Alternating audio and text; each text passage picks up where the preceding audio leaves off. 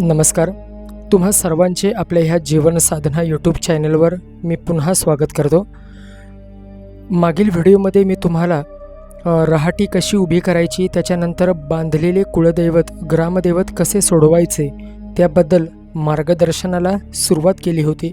त्या व्हिडिओमध्ये मी तुम्हाला पहिल्या 2 स्टेप सांगितल्या होत्या आणि त्याच्या पुढं कार्यक्रम काय करायचा आहे तो तुम्हाला आता सांगतो.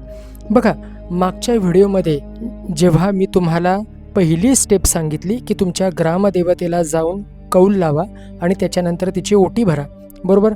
पहिला कार्यक्रम तुमचा काय सांगितला होता की ही तुमची जी ग्रामदेवता आहे तिला जाऊन तुम्ही कौल लावा आणि तिची ओटी भरा.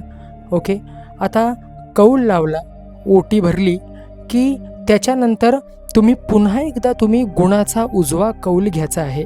आता गुणाचा उजवा कौल म्हणजे नेमकं काय, तर बघा, कोणतंही दैवत, मग ते बाहेरचं दैवत असू दे किंवा कोणाच्या अंगामध्ये एखादी दैवी शक्ती संचार करत असू दे. आता ह्या दैवी शक्ती जेव्हा संचार करतात एखाद्या सिद्ध पुरुषाच्या शरीरात, त्यावेळेला ते दैवत हे 90 दिवसांचा गुणांचा कौल देतं. आता ह्या कौलात, आता हा 90 दिवसांचा जो कालावधी आहे बघा, 90 दिवसांचा जो कालावधी आहे, त्या कालावधीमध्ये त्या त्रासाचा, जो त्रास तुम्हाला होतोय त्या त्रासाची फोड करणं हे अपेक्षित असतं. आता त्रासाची फोड म्हणजे समजा तुमच्या घरातल्या एका व्यक्तीला ताप येत असेल आणि कितीही औषधं घेतली तरीसुद्धा तो ताप जात नसेल, मग अशा वेळेला आपण काय करतो, दुसरा मार्ग अवलंबतो. आता दुसरा मार्ग असा की तुम्ही एखाद्या व्यक्तीला प्रश्न विचारता ज्यांच्या शरीरात दैवी शक्ती आहे, किंवा तिथे तुम्ही तुमच्या गावी जाऊन कौल लावता की असा असा हा आजार आहे आणि औषध उपचार करून देखील तो आजार बरा होत नाही. मग त्यावेळेला ह्या दैवी शक्ती पहिले 30 दिवसांचा गुणांचा कालावधी देतात. पहिले 30 दिवस असतात, नंतर अजून 30 दिवस एक्स्ट्रा वाढतात आणि अजून 30 दिवस हे ह्या सगळ्या गोष्टी, म्हणजे हा जो त्रास आहे, हा त्रास पूर्णपणे बरा करण्यासाठी, हा त्रास कुठून सोडलेला आहे हे सगळं मार्ग मोकळा करण्यासाठी तुम्हाला जास्तीत जास्त 90 दिवसांचा कालावधी हा दिला जातो. आता हे झालं कौल घेणं.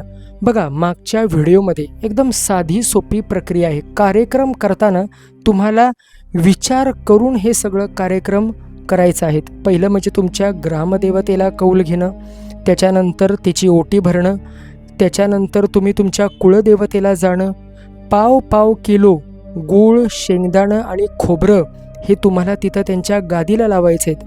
का साधकांनी प्रश्न विचारला होता की तिन्ही पाव किलो घ्यायचं आहे की वेगवेगळं घ्यायचं आहे, तर मी हे उत्तर व्हिडिओमध्येच तुम्हाला दिलं होतं. आता बऱ्याचदा काय होतं की तुम्ही घाई करता आणि त्याच्यामुळे व्हिडिओ फॉरवर्ड करून बघता, तर असं करू नका. तुम्हाला सगळं काही उपाय आहे तो सविस्तर मी ह्या व्हिडिओमध्ये सांगणार आहे, तेव्हा तुमचा वेळ मौल्यवान आहे. तुमच्या वेळेला तुम्ही वाया घालवणार नाही. तुमचा हा वेळ कसा मार्गाला लावायचा हे तुम्हाला ह्या व्हिडिओतून कळेल. तर तुम्ही ज्या वेळेला दुसरा कार्यक्रम कराल, तुमच्या कुळदेवतेला जाल, मग कुळदेवतेला गेल्यानंतर तुम्ही काय करा, तिथे पाव किलो गूळ, पाव किलो शेंगदाणे आणि पाव किलो खोबरं हे घेऊन जायचं, त्यांच्या गादीला लावायचं. त्यांना तिथे विनंती करा, अर्जवा की असा असा त्रास आहे आणि तो पूर्णपणे बरा झाला पाहिजे. आणि त्याच्यानंतर तुम्ही जर फरक नाही पडला तर पुढचा आता उपाय तुम्हाला सांगतो. तर हे सगळं तुम्हाला कळलं की ग्रामदेवता असो किंवा कुळदेवता असो किंवा ज्या सत्पुरुषाकडं, ज्याच्या अंगात संचार होतो, त्याच्याकडे ज्या वेळेला तुम्ही जाता त्यावेळेला ते प्रत्येक वेळेला 90 दिवसांचाच कौल हे देत असतं. सुरुवातीला तुम्हाला 30 दिवसांचा गुणांचा कौल मिळेल, पण नंतर तुम्हाला 30 दिवस आणि पुन्हा अजून 30 दिवस सगळी फोड करून हे सगळं मागचं संकट घालवण्यासाठी वाढवून गुण मिळतो. ह्याला म्हणतात उजवा गुणाचा कौल देणं. कारण तुमची जी दैवी शक्ती आहे, मग तुमची जी ग्रामदेवता असेल किंवा तुमची कुळदेवता असेल, ती कधी पण उजव्या मार्गाने जात असतात.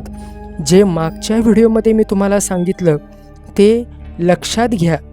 हा व्हिडिओ जर तुमच्यापर्यंत उशिरा पोचला असेल तर ह्या व्हिडिओच्या अगोदर पहिला व्हिडिओ तुम्ही पहा आणि मग त्या व्हिडिओनंतर हा व्हिडिओ तुम्ही पहा, किंवा ह्या व्हिडिओला पाहिल्यानंतर डिस्क्रिप्शनमध्ये पहिल्या व्हिडिओची मी लिंक देईन. मग त्या व्हिडिओला तुम्ही पाहून घ्या. तेव्हा तुम्हाला कळेल की त्रासाचं मूळ कारण काय आहे. आणि त्रास जर सुरू झाला, मार्ग जर मिळत नसेल, तर अशा वेळेला तुम्हाला कुठल्या मार्गाने पाऊल ठेवून वाटचाल करायची आहे. तर जसं की मी मागच्या व्हिडिओमध्ये सांगितलं होतं, तुमच्या ज्या काही गोड्या शक्ती आहेत, मग तुम्ही सिद्ध पुरुषांकडे जाता किंवा तुमची ग्रामदेवता कोणाच्या अंगात येत असेल, तर ह्या सगळ्या शक्ती तुमच्या मार्गाच्या किंवा तुमच्या कुळाच्या उजव्या बाजूने जात असतात. आणि डाव्या बाजूनं कोण जातं, तर बाहेरची शक्ती. जी शक्ती तुमच्या आकारात नाही, ती शक्ती तुमच्या घरात डाव्या मार्गाने प्रवेश करते. आता डावा मार्ग कसा करायचा आणि त्याचा काय कारण आहे, त्याचा काय उपयोग आहे, हे तुम्हाला मी आता सांगतो. सर्वप्रथम मी हे पुन्हा एकदा रफ करून घेतो, म्हणजे तुम्हाला पुढचा विषय मला आता सांगायचा आहे. आता ह्या भागात तुम्हाला संपूर्ण माहिती मी देतो की कुळदेवतेला बंधनातनं कसं मुक्त करायचं, रहाटी कशी उभी करायची, आपल्या घराचा आकार पुन्हा पहिल्यासारखा कसा करायचा. बघा, ज्या वेळेला आता तिसरा मार्ग आहे कौल लावणं. कौल लावणं किंवा त्याच्यानंतर तुम्ही कलम करणं म्हणू शकता. आता कौल आणि कलम ह्या दोन वेगवेगळ्या गोष्टी आहेत. कौल काय की देवाला एखादा प्रश्न विचारणं. ओके, तुम्ही तुमच्या गावातील दैवी शक्तीला किंवा गावातील ग्रामदेवतेच्या मंदिरात जाऊन प्रश्न विचारता की बाबा, एवढ्या एवढ्या वर्षांपासून माझा हा त्रास आहे आणि माझ्या कुटुंबाला हा त्रास होतोय. जर कोणी केलेलं असेल तर उजवा कौल दे, किंवा जर तुझीच काहीतरी नड असेल, तुझीच काहीतरी अडचण असेल, तर मला तसा तू गुणाचा उजवा कौल दे. जर दैवी शक्ती म्हणजे तुमची ग्रामदेवता जर मोकळी असेल, मोकळी म्हणजे काय, तिला कोणी बंधनात घातलं नसेल, तर ती पटकन तुम्हाला गुणाचा उजवा कौल देईल. लक्षात घ्या, गुणाचा उजवा कौल म्हणजे तुमच्या विचारलेल्या प्रश्नांची उत्तरं तिच्यापर्यंत पोहोचतील आणि त्याच्यानंतर त्या आजारी असणाऱ्या व्यक्तीला किंवा त्या त्रासातून जाणाऱ्या माणसाला बरं करण्यासाठी ती हो किंवा नाही हे उत्तर देईल. जर हे उत्तर पटकन आलं तर तुम्हाला गुणाचा कौल मिळाला.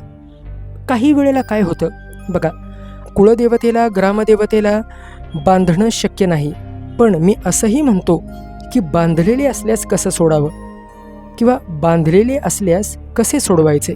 आता बघा, दोन प्रकारचं आहे.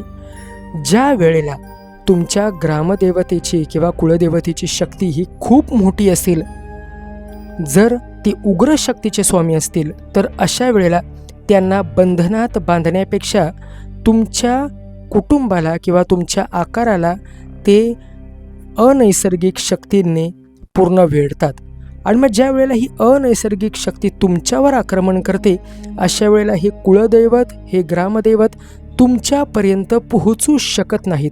आणि मग त्यावेळेला ते पोहोचू शकले नसल्यामुळं तुम्हाला हा त्रास सतत होत असतो, तुमची चिडचिड होत असते, पैसा पुरत नाही आणि मग त्यावेळेला तुम्हाला हा त्रास जाणवतो आणि मग तुम्ही तुमच्या देवतेंवरचा विश्वास देखील तुमचा कमी होऊ लागतो.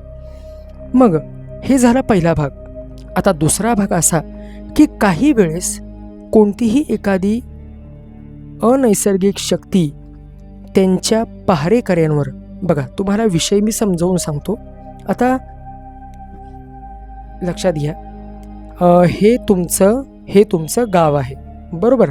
आता ह्या गावाचं रक्षण करणारी ही तुमची देवता आहे, बरोबर.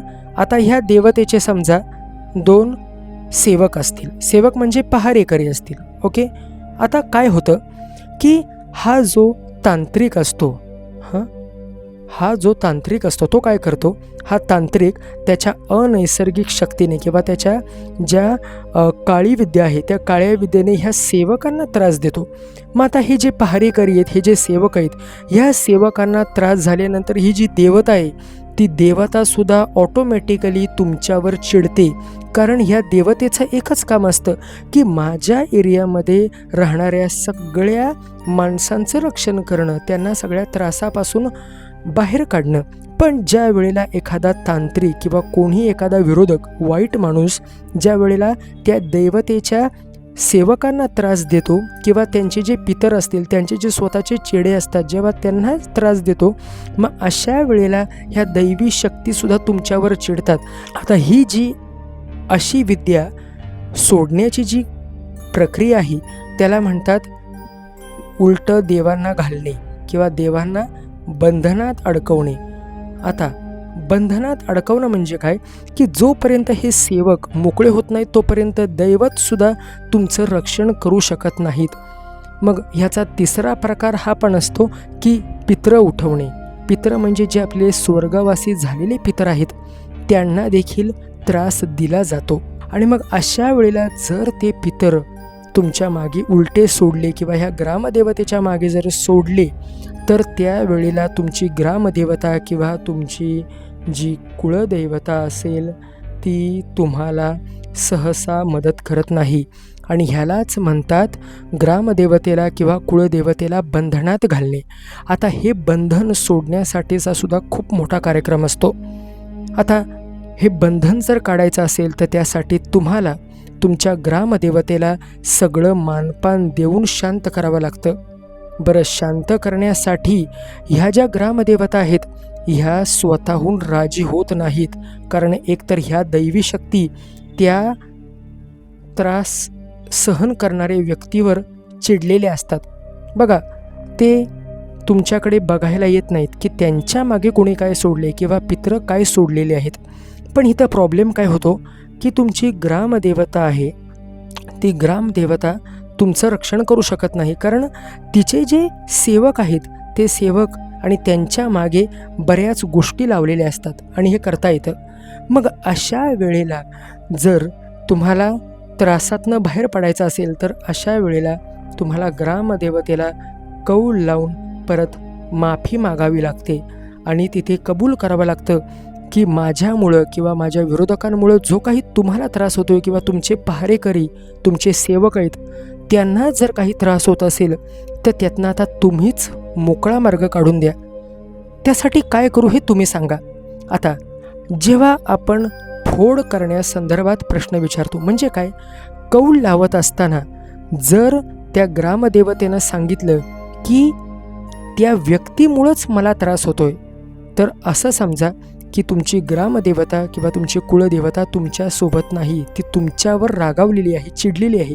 अशा वेळेला त्या ग्रामदेवतेला त्या कुळदेवतेला शांत करणं महत्त्वाचं असतं. आणि हे शांत तेव्हाच होतात जेव्हा त्यांचा मान तुम्ही द्याल, त्यांचा अभिषेक तुम्ही घालाल आणि त्यांची संपूर्ण सेवा कराल. त्याच्यानंतरच ते संतुष्ट होतील आणि तुम्हाला मार्ग पुढचा सापडेल.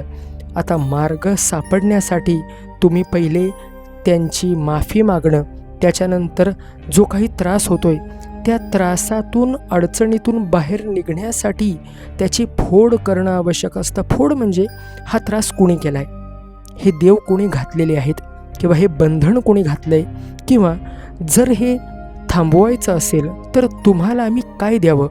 मग जर त्या सेवकांना मांसाहारी हवं असेल तर एखाद्या प्राण्याचा तिथे आपल्याला बळी द्यावा लागतो, ते भागवावं लागतं. मग कोंबडा असेल, बकरी असेल, मेंढी असेल, ते त्या सेवकांचं ते खाद्य असतं. ते तुम्हाला करून पूर्णपणे त्यांना त्याच्या बंधनातून सोडवावं लागतं. आणि ते सोडवल्यानंतर पुन्हा गुण घ्यावा लागतो की हे मी जे केलेलं आहे, तुम्हाला जे भागवलेलं आहे ते तुमच्यापर्यंत पोचलं आहे का, आणि जर पोचलं असेल तर मला त्या संदर्भात तुम्ही उजवा कौल द्या.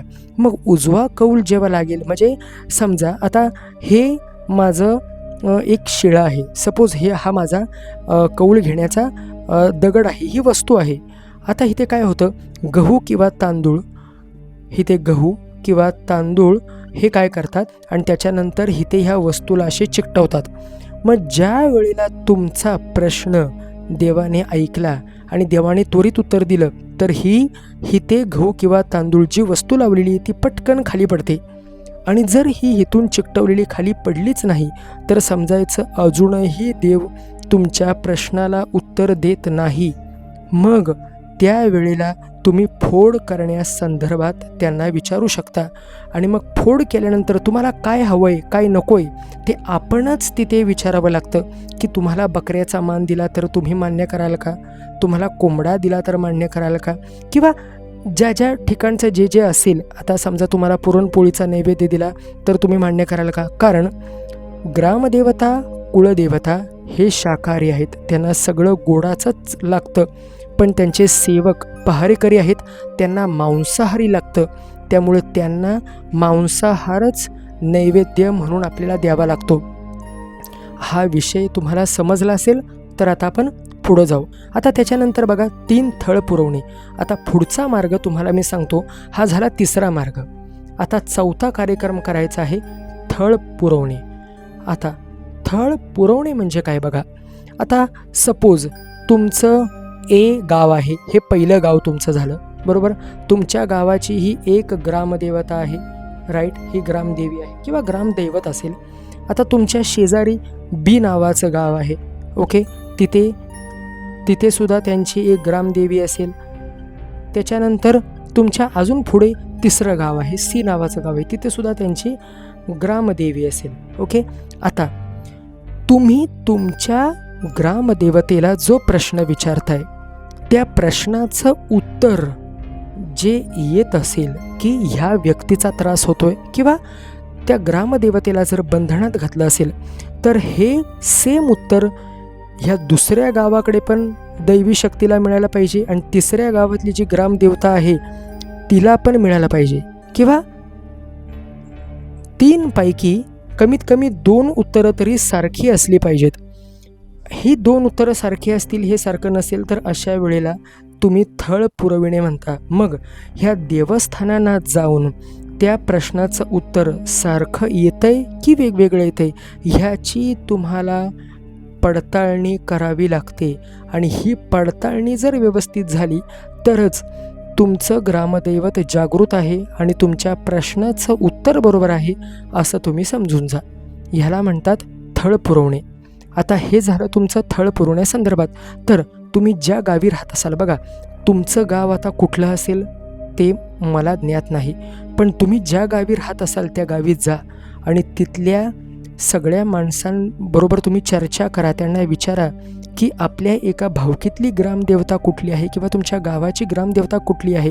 तुम्ही इव्हन मुंबईला जरी स्थायिक असाल तरीसुद्धा तुमचं कर्तव्य आहे की तुम्ही तुमच्या गावी एकदा तरी भेट देऊन तुमच्या ग्रामदेवतेची चौकशी करा. तिच्या वाराच्या दिवशी तुम्ही जा आणि तिचा मानपान द्या.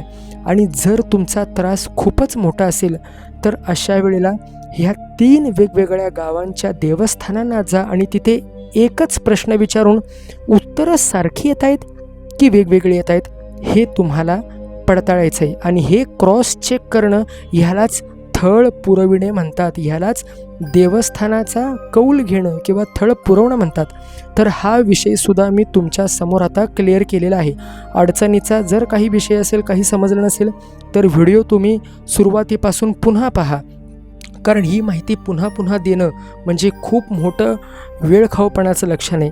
आता त्याच्यानंतर बघा 5वा कार्यक्रम म्हणजे तुमच्या रहाटीला जर उभं करायचं असेल किंवा तुमच्या कुळदेवतेला, ग्रामदेवतेला बंधनातनं जर मोकळं करायचं असेल तर त्यातला एक विलक्षण उपाय तुम्हाला आज मी सांगतो. आता मागच्या व्हिडिओमध्ये तुम्हाला मी जे सांगितलं ते खूपच महत्त्वाचं होतं. म्हणजे त्याच्यामध्ये बघा मी सांगितलं होतं की तुमची कुळदैवता जी आहे, तुमची कुळदैवता जी आहे त्या कुळदैवतेला तुम्ही पौर्णिमेला जा, अमावास्याला जाऊ नका पण पौर्णिमेला जा. पण ह्या पौर्णिमेला जात असताना तुम्ही पाव किलो तुम्ही काय करा, पाव किलो गूळ, शेंगदाणं आणि खोबरं, गूळ, शेंगदाणे आणि खोबरे हे घेऊन तुम्ही जायचं आहे, बरोबर. हे तुम्ही घेऊन जा. तिथे तुम्ही त्या कुळदेवतेच्या गादीला तुम्ही अर्पण करा. त्यातला थोडाही प्रसाद घरी आणायचा नाही, हे सर्वस्वी त्यांचं आहे. त्यामुळे ते सगळं अर्पण करा. आणि त्याच्यानंतर तुम्ही काय करायचं आहे, आता पुढचा विषय मी तुम्हाला इथं सांगतो. हा विषय कळाला. आता लक्षात घ्या, तिथल्या गुरुवांकडे जायचं. तिथे जे तुमचे गुरु असतील किंवा पुजारी असतील किंवा तिथे जी गादी आहे त्या मूळ गादीला तिथं जा आणि तिथं त्यांना विनंती करा आणि त्यांच्याकडून तिथला अंगारा तुम्ही एखादी पुडी बांधून आणा. आता तुमचा अंगारा असेल किंवा तुमचा गुलाल असेल किंवा तुमचा भंडारा असेल, जे काही असेल तिथला अंगाराचा जो काही प्रकार असेल तो तुम्ही तिथून घ्यायचा. एका कागदात पुडी बांधायची आणि ते घरी घेऊन यायचं आहे, म्हणजे वाटेने घेऊन यायचं. येत असताना ते कधीही कमरेच्या खाली ठेवू नये. तुमच्याकडे बॅग असेल तर बॅगेत ठेवा किंवा तुमच्या शर्टच्या तुमच्या टॉपच्या वरच्या पॉकेटमध्ये तुम्ही हे सगळं ठेवायचं आहे. आता त्याचा उपयोग काय आहे तर घरी पोचण्याच्या अगोदर तुम्ही वेशीवर ज्या वेळेला उतराल त्यावेळेला काय करायचं आहे, तुमचा हा जो अंगारा आहे किंवा तुमचा जो गुलाल असेल, ओके, हा गुलाल किंवा हा अंगारा ह्याला तुम्ही काय करा, 2 चिमट, हा उपाय बघा तुम्हाला सांगतो, 2 चिमट तुम्ही हा अंगारा घ्यायचा. ओके, 2 चिमट हा अंगारा घ्या. त्याच्यासोबत तुम्ही पाणी मिसळा. आता हे पाणी एखाद्या ग्लासमध्ये घ्या किंवा एखाद्या तुम्ही तांब्यामध्ये घ्या, काय प्रॉब्लेम नाही. आणि त्याचं तुम्ही काय करायचं आहे, तीर्थ बनवायचं आहे बघा. पण हे तीर्थ बनवत असताना तुम्ही सतत तुमच्या कुळदेवतेचा नामस्मरण, त्यांच्या मंत्राचा जप मनातल्या मनात करायचा आहे. 2 चिमट अंगारा घ्या. त्याच्यानंतर 1 ग्लास, 1 तांब्या भरून तुम्ही पाणी घ्या आणि त्याचं ते मिक्स करून तीर्थ बनवा. आता हे ज्या वेळेला तुमचं तीर्थ तयार होईल, तुमच्या घरात प्रवेश करण्यापूर्वी तुमच्या घराचं जे मुख्य प्रवेशद्वार आहे ते घराचं प्रवेशद्वार, इथे तुम्ही ते तीर्थ शिंपडा, इथे तुम्ही तीर्थ शिंपडा, इथे तीर्थ शिंपडा, इथे तीर्थ शिंपडा. हे केल्यानंतर तुमचं जे कुलूप आहे तिथे देखील तीर्थ शिंपडा. हे तुमचं कुलूप आहे, तीर्थ शिंपडलं. त्याच्यानंतर दरवाजा तुम्ही उघडायचा आणि दरवाजाच्या आत पाऊल टाकण्याच्या पूर्वी थोडंसं तीर्थ शिंपडा, पाऊल आतमध्ये टाका. घराच्या प्रत्येक कोपऱ्यात, प्रत्येक भिंतीवर तुम्ही तीर्थ शिंपडतच घरी प्रवेश करायचा आहे. हे सगळं तुम्ही करायचं आहे. त्याच्यानंतर जे उरलेलं पाणी आहे ते तुम्ही घरात सगळ्यांनी तीर्थ म्हणून घ्यायचं आणि अजून जर पाणी उरलं असेल, राहिलं असेल तर ते राहिलेलं पाणी तुम्ही काय करा तर देव्हाऱ्यामध्ये झाकून ठेवा. जर कोणाला त्रास झाला, काही झालं तर ते पाणी तुम्ही त्यावेळेला पिण्यासाठी वापरू शकता. आता हे तुम्हाला करायचं आहे.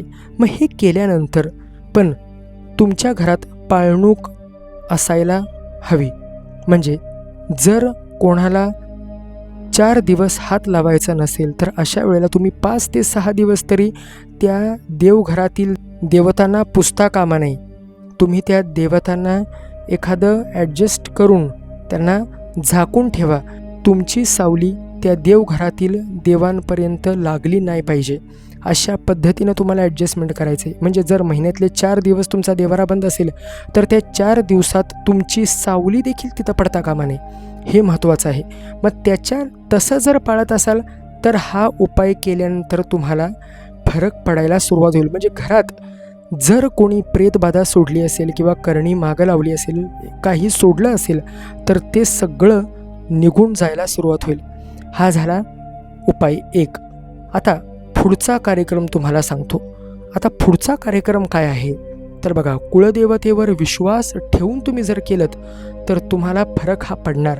आणि एकदा तुमचं कुळदैवत आणि एकदा तुमचं ग्रामदैवत मोकळं झालं की तुमचा आकारसुद्धा मोकळा होतोय. आणि आकार मोकळा झाला की रहाटीसुद्धा तुमची मोकळी होऊन ती उभी राहील.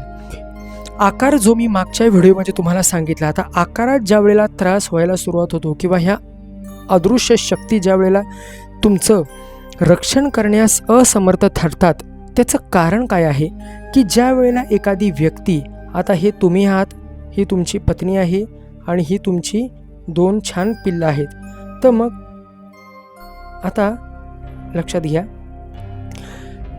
तांत्रिक प्रकार ज्या वेळेला कोणीही तुमच्यावर करतं त्यावेळेला तो तांत्रिक प्रकार केल्यानंतर जर तुम्ही किंवा तुमची पत्नी बाहेर कुठे सत्पुरुषाला किंवा ग्रामदेवतेला कौल लावता त्यावेळेला हे तांत्रिक कार्यक्रम इथपर्यंत पोचू देत नाहीत किंवा ती चौकशी करू देत नाहीत। जर तुम्ही तशी चौकशी करायला गेलात तर तुमच्या मुलांना किंवा तुमच्या पत्नीला त्रास जास्त व्हायला सुरुवात होते आणि तुमचं नुकसान अधिक व्हायला सुरुवात होतं। आणि मग अशा वेळेला तुम्ही त्या मार्गाला जाण्यापासून थांबता, कारण तुमचं पुढे डोकंच चालत नाही, तुम्हाला पुढे मार्गच मिळत नाही। मग त्यावेळेला हा त्रास कमी होण्यापेक्षा अजून दुप्पट तिप्पट फरकानं तो वाढत जातो आणि मग आपल्यासोबतच असं का होतंय ह्याचा मनस्ताप देखील वाढत जातो। म्हणून जे काय आहे ते सगळं मी व्यवस्थितपणे तुम्हाला ह्या व्हिडिओमध्ये सांगतोय। आता असा जर त्रास होत असेल तर त्यावेळेला एक महत्त्वाचा उपाय आता मी सांगतोय आणि तो महत्त्वाचा उपाय म्हणजे कलम करणे। ज्या वेळेला त्रास होतो त्यावेळेला कोणाचा जीवही जात असतो। तुमच्या कुटुंबाला जेव्हा त्रास होत असतो त्यावेळेला त्या त्रासातून मार्ग काढण्यासाठी किंवा तुमच्या कुळदेवतेच्या आणि ग्रामदेवतेच्या परवानगीशिवाय देखील बरं कसं करता येतं तर त्यासाठी कलम करावा लागतो। आता कलम म्हणजे काय तो मी तुम्हाला पुढील व्हिडिओमध्ये सांगतो, कारण हा विषयसुद्धा खूप मोठा आहे आणि ह्या विषयाला सांगण्यासाठी मला तुम्हाला तेवढा वेळ द्यावा लागेल आणि तुमच्याकडे आता ऑलरेडी 20 मिनिटांपेक्षा जास्त वेळ मी तुमचा घेतलेला आहे। त्यामुळे कलम काय आहे आणि कलम कसं करतात आणि कलम करण्याच्या अगोदर काय करावं लागतं हे तुम्हाला पुढील व्हिडिओमध्ये सांगतो। तुम्हाला एकच विनंती आहे, हा व्हिडिओ जो आहे ह्या व्हिडिओमध्ये जे काही मी मार्गदर्शन केलं त्याच्या अगोदरचं मार्गदर्शन मी ह्या पूर्वीच्या व्हिडिओमध्ये केलेलं होतं। जर तुम्हाला तो व्हिडिओ मिळाला नसेल तर चॅनेलवर जा, आता तुम्हाला स्क्रीनवर दिसेल, तुम्हाला चॅनेलवर जा, चॅनेलवर गेल्यानंतर तुम्ही व्हिडिओमध्ये जा आणि व्हिडिओमध्ये तुम्हाला मागचा जो व्हिडिओ आहे की बंधनात असलेले कुळदैवत कसे सोडवावे त्या व्हिडिओला क्लिक करा आणि ती माहिती तुम्ही संपूर्ण मार्गदर्शन घ्या आणि त्याच्यानंतर तुम्ही हा व्हिडिओ पाहिलात तर तुम्हाला कळून येईल की ते मार्ग केल्यानंतर पुढे हा मार्ग कसा करायचा आहे, कारण पहिले ते मार्ग खूप महत्त्वाचे आहेत आणि ह्या व्हिडिओचा मार्ग अवलंबल्यानंतर मग ह्याच्यानंतर तुम्हाला पुढच्या व्हिडिओमध्ये मी सांगतो की कलम म्हणजे नेमकं काय आणि कलम कसा करायचा। मी आशा करतो की आजच्या व्हिडिओमध्ये जी माहिती तुम्हाला सांगितली ती तुम्हाला समजली असेल। तुमचे काही प्रश्न असतील, तुमच्या काही जर क्वेरीज असतील, तुम्हाला जर काही अडचणी असतील तुम्ही मला ह्या व्हिडिओच्या कमेंटमध्ये तुम्ही लिहून कळवा। मी सर्व कमेंट वाचत असतो आणि तुमच्या प्रश्नानुसार मी तुमच्या कमेंटला उत्तर देत असतो। तरी कृपया असं समजू नका मी कोणालाही इग्नोर करतो नाही, सर्व साधकांचे प्रश्न मी वाचत असतो। तेव्हा हे व्हिडिओ तुमच्यासाठी फारच महत्त्वाचे आहेत। अशाच महत्त्वाच्या व्हिडिओंना जास्तीत जास्त लोकांपर्यंत शेअर करा, पोचवा, ज्यामुळे त्यांचं देखील भलं होईल आणि तुम्हाला देखील त्यांचं मदत केलेल्याचं समाधान मिळेल। आणि आपल्या ह्या चॅनलला सबस्क्राईब करून ठेवा, कारण ह्याच्या पुढे अजून महत्त्वाचे व्हिडिओ मी तुमच्यासाठी घेऊन येणार आहे। आता आज्ञा असावी। इथे श्री गुरु दत्तात्रेय प्रणमस्तु। श्री गुरुदेव दत्त।